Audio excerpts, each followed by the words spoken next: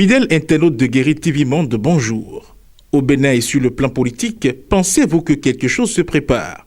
En tout cas, votre quotidien Matin Libre le pense dans sa parution de ce mercredi 13 juillet 2022. Voilà pourquoi il placarde en manchette « Politique nationale, quelque chose se prépare ». La rédaction pose ensuite deux questions. Djogbenou, prochain président de l'Assemblée nationale?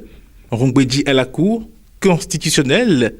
Les réponses à ces deux questions sont à la page 2. Et pour répondre à la première, le journal rappelle que Joseph Djogbenou n'est plus le président de la Cour des 7 sages du Bénin. L'avocat, professeur agrégé de droit privé et sciences criminelles, a déposé sa démission en sa qualité de conseiller et président de cette Cour. Il est également rappelé que tout comme Joseph Djogbenou, le président du Parti du Renouveau démocratique a aussi fait l'actualité ces derniers jours.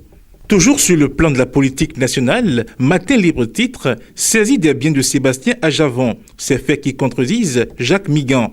Dans un compte rendu publié par un média en ligne, suite à sa sortie, Jacques Migan se prononçait sur la récente saisie des biens de l'homme d'affaires et opposant béninois Sébastien Ajavon. Vu ses déclarations opposées à la chronologie des faits, on est tenté de dire que ce juriste de haut rang, membre fondateur du parti Bloc républicain de la majorité au pouvoir, a fait des affirmations qui s'assimilent à des contre-vérités.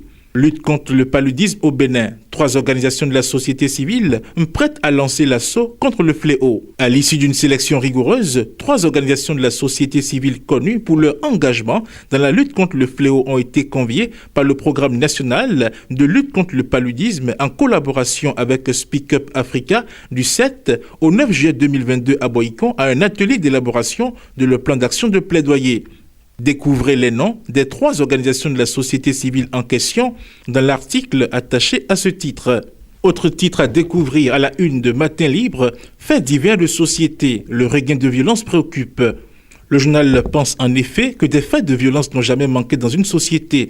Ainsi, le Bénin ne devrait donc pas en être épargné. Si ces actes macabres et désobligeants se signalent dans la plupart des régions du pays, il faudra désormais constater avec consternation que ces dernières semaines, le pays en connaît un certain regain.